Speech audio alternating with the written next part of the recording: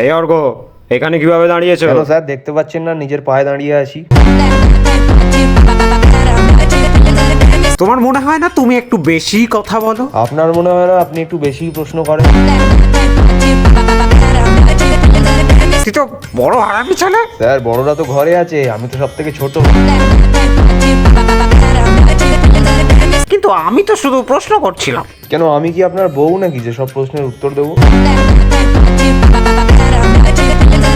শিক্ষকের কাজই তো প্রশ্ন করা। তো এই কাজটা কি আমি আপনাকে দিয়েছি? তোমার মতো ছেলেকে কে বিয়ে করবে? কেন আপনার মেয়ে? অতটাও ভালো দেখতে নও। কই আপনার মেয়েকে তো ভালোই দেখতে।